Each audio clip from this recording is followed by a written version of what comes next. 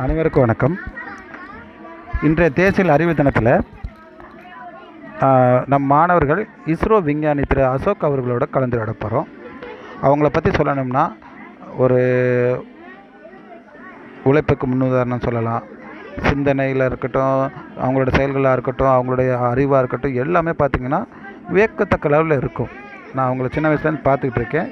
அவங்களோட செயல்பாடுகளை எப்படி அவங்க இப்படி பண்ணுறாங்க, எப்படி அவங்க படிக்கிறாங்க, எப்படி பண்ணுவாங்க, கொஞ்சம் ஆச்சரியமாக இருக்குது நமக்கு. அதே நமக்கு கிடைச்ச அதே 24 மணி நேரம் தான் அவங்களுக்கும். ஆனால் அதுக்கடையில் பார்த்திங்கன்னா ஒரு நாளைக்கு பல புத்தகங்கள் படிப்பாங்க, பல கலந்துரையாடல்கள் மேற்கொள்வாங்க, நிறைய தகவல்கள் திரட்டுவாங்க. இந்த ஒரு சிறந்த விஞ்ஞானியோட நம்ம மாணவர்கள் வந்து பார்த்திங்கன்னா கலந்துரையாடுறது எங்களுக்கு ரொம்ப மகிழ்ச்சியும் சந்தோஷமாக இருக்குது. வாங்க காணொலிக்குள்ளே போகலாம். மக்கள் எல்லாரும் அப்படியே பசியில் கிடக்காங்க.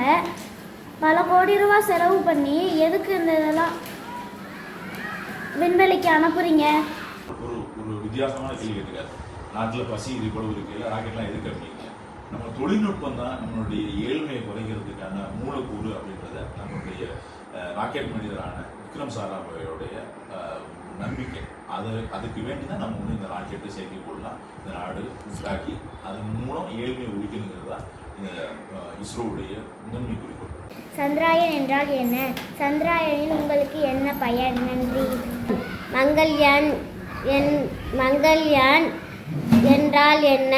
அதன் பயன் என்ன?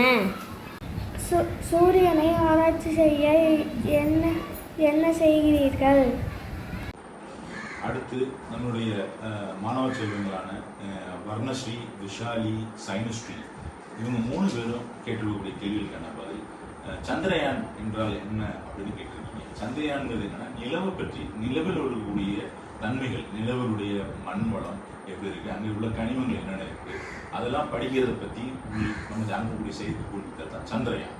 அடுத்து நம்ம விஷாலி கேட்கக்கூடிய சூரியனில் போய் நம்ம என்ன பண்ணுறோம் அப்படின்னா, சூரியன் கிட்ட போக முடியாது, அதனுடைய கதிர்வீச்சு பலமாக இருக்கிறதுனால சூரியனிலிருந்து கொஞ்சம் தூரம் தள்ளி L1 லெக்ராஞ்சி பாயிண்ட் இடத்துல ஒரு செயற்கைக்கோள் இருக்கு. சூரியனிலிருந்து வரக்கூடிய கதிர்வீச்சுகளை பற்றி, அதனுடைய காந்த அலைகளை பற்றியும் அதனுடைய கதிர்வீச்சுகளை பற்றியும் படிக்கிறதுக்கு நம்ம அனுப்பக்கூடிய செயற்கைக்கோளுக்கு பேர் ஆதித்யன்னு பேர். அது அந்த சூரியனை பற்றின குணாதிசயங்களை நமக்கு படம் பிடிச்சும் அதனுடைய தகவல்களையும் நமக்கு பரிமாறிக்கொண்டே இருக்கு. அடுத்து சைனிஸ்ரீ கேட்ட மங்கள்யான்கிற கேள்வி. மங்கள்யான்ங்கிறது செவ்வாய் கிரகத்தை பற்றி படிக்க வேண்டி நம்ம அனுப்பின செயற்கைக்கோள். அங்கே இருக்கக்கூடிய சந்திரன் நம்ம எப்படி சந்திரயான் அனுப்பி படித்தோம், அதே போல செவ்வாயில் அதனுடைய நிலப்பரப்பை பற்றியும் அதில் நீர் வளங்கள் இருக்குதா, அதில் மனிதன் வாழக்கூடிய சாத்தியங்கள் இருக்குதா, அதை பற்றி படிக்கிறதுக்கு நம்ம அனுப்பின செயற்கைக்கோள் பேர் தான் மங்கள்யான். விண்வெளியில் மனிதர்கள் வாழ முடியுமா?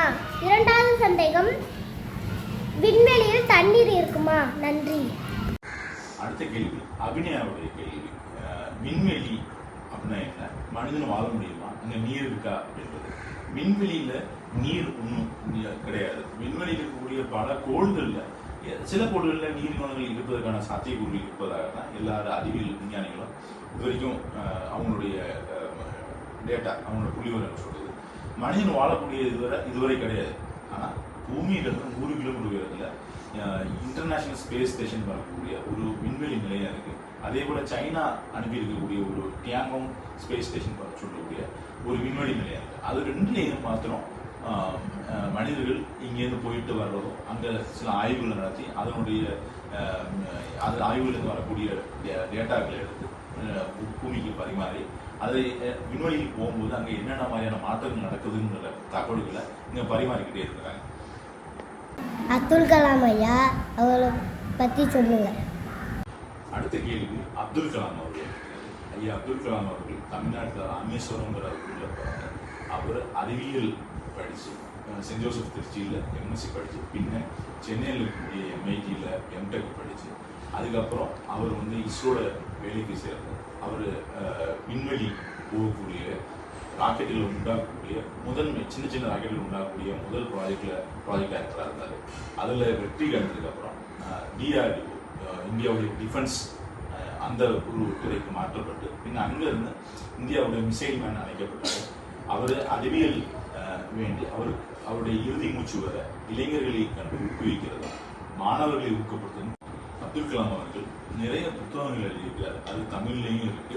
உங்களுடைய ஆசிரியர்களை தொடர்பு கொண்டு உங்களுடைய பள்ளியில் இருக்கக்கூடிய நூலகத்திலிருந்து அவர் எழுதிய புத்தகங்கள் எடுத்து ஒரு மாணவரும் அதை கண்டிப்பாக படிக்க வேண்டும் என்பது என்னுடைய தாழ்மையான வேண்டுகோள். எதுக்குன்னு வச்சிங்கன்னா அவரை மாணவர்களையும் இளைஞர்களையும் ஊக்கப்படுத்துதான் அவருடைய முதன்மை குறிக்கோளாக இருந்தது. அந்த வகையில் அவர் எண்ணத்தோட நிரூபிக்கிற வகையில் உங்களுக்கு அவருடைய புத்தகங்களை படிச்சீங்கன்னா அதிலிருந்து ஒரு விஞ்ஞானியுடைய குணங்கள், அதுக்கு தேவையான என்னென்ன வேணுன்றது எல்லாமே அவருடைய புத்தகங்கள் இருக்கிறது. ஜிஎஸ்எல்வி என்றால் என்ன? ஜிஎஸ்எல்வி அப்படின்னு என்னன்னா ஜியோ சேட்டலைட் லான்ச் வெஹிக்கிள் அப்படிங்கும். அது பொதுவாக வந்து நம்ம கிழக்க போகக்கூடிய ஒரு சில போலார் சேட்டலைட் லான்ச் பார்த்தீங்கன்னா வடத்தென் துருவங்களை நோக்கி ராக்கெட் செயற்கைக்கோள் ஒன்று நிலைநிறுத்ததுக்கு வேண்டி உள்ளது. ஜிஎஸ்எல்விங்கிறது கிழக்கு நோக்கி பறக்கக்கூடிய ஒரு ராக்கெட். அது வந்து பார்த்தீங்கன்னா ஜியோ பொசிஷன், நம்மளுடைய புவியிலிருந்து ஜியோ ஆர்பிட்னு சொல்லுவோம், LEO orbit local low earth ஆர்பிட்னு சொல்லுவோம், ஜியோ எர்த் ஆர்பிட்னு சொல்லுவோம். இந்த ரெண்டு நிலைவட்ட பாதைகள் இருக்கு. அந்த இது வந்து பார்த்தீங்கன்னா எலிப்டிக்கல் வடிவில் இருக்கும் ஜியோ ஆர்பிட். அப்போ அந்த இடத்துல ஒன்று நிப்பாட்டுறதுக்கு தேவைப்படும் செய்யக்கூடிய ராக்கெட் தான் ஜிஎஸ்எல்விக்கு தான் ராக்கெட். அடுத்ததாக ஹரிதேவ், பிரியதர்ஷினி, காமேஸ்வரி, ரிஷ்வந்த், தனுஷ்கா அவர்களுடைய ராக்கெட் பற்றிய சந்தேகத்திற்கான பதிலை விஞ்ஞானி அவர்கள் வழங்குகிறார்கள். இந்தியாவில் 5 வகையான ராக்கெட் இப்போ பயன்பாட்டில் இருக்கு. ஒன்று SLV-3 சவுண்டிங் ராக்கெட் 3 அப்படின்றது அதனுடைய பேர். அடுத்து SSLV-3 small satellite launch vehicle அப்படின்னு சொல்லுவோம். அது சின்ன இடைவெளியில் கூடிய ஒரு செயற்கைக்கோள் கொண்டு போகக்கூடிய ஒரு ராக்கெட். அடுத்து TSLV, இதுதான் இந்தியாவில் இருக்கக்கூடிய இப்போதைக்கு நாங்கள் ஒர்க் ஹார்ஸ் சொல்லுவோம். ஏன்னா தொடர்ச்சியாக வெற்றிகளையும் பல செயற்கைக்கோளை குறிப்பிட்ட நிலைநிறுத்தியதில் இது மிகப்பெரிய பங்காற்றிருக்கு. அதனால இதை வந்து மிகப்பெரிய மற்றும் 100க்கும் மேற்பட்ட லான்ச்சுக்கு வந்து நம்ம வந்து செய்யப்படுறது ஒரு மிகப்பெரிய எண்ணிக்கையில் உதவி இருக்கு. அடுத்து GSLV Jio satellite launch vehicle, அது அதோட விலை கூடுதல் எடுக்க வேண்டியது.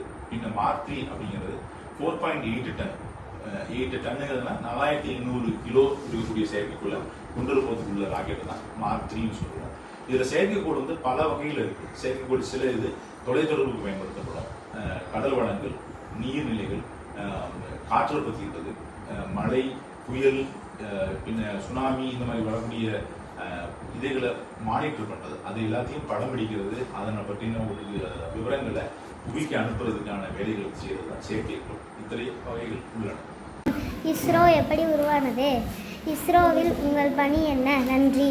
அடுத்த கேள்வி நேத்திர ஒரு கேள்வி கேட்டுருக்காங்க. இஸ்ரோ எப்படி உருவானதுன்னு அது முன்னாடி ஒன்று சொல்லிங்க. 1967 69 காலநிலைகளில் இன்காஸ்பர்னு உண்டாச்சு. பின்ன அது இஸ்ரோன்னு பேர் மாற்றம் 70களுக்கு அப்புறம் 1970களுக்கு அப்புறம் பேர் மாற்றப்பட்டு முழுவதுமாக ஸ்பேஸ் விண்வெளியை பற்றி ஆராயக்கூடிய ஒரு துறையாக மாற்றப்பட்டு விக்ரம் சாராபாய் தான் முதன் முறையாக சேர்மனாக. அதுக்கப்புறம் பல சேர்மன்கள் இங்கே இருந்திருக்கிறாங்க. அவங்க எல்லாமே வந்து இந்த நாட்டுடைய மக்களுக்காகவும் இந்த நாட்டிலோட தொழில்நுட்பம் எவ்வளோ தூரம் முன்னேறணுங்கிறத பற்றியும் தொடர்ச்சியாக ஆய்வுகள் பண்ணிக்கிட்டே இருக்கிறாங்க.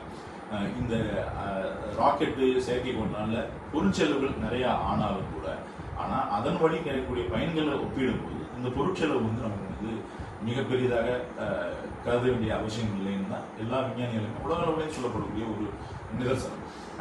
ஊராட்சி ஒன்றிய நடுநிலைப்பள்ளி வேரியங்குடி மாணவ மாணவிகள் அனைவருக்கும் உங்களுடைய அறிவார்ந்த கேள்விகள் நினைச்சு எனக்கு மிகவும் மன சந்தோஷமாக அளிக்கிறது.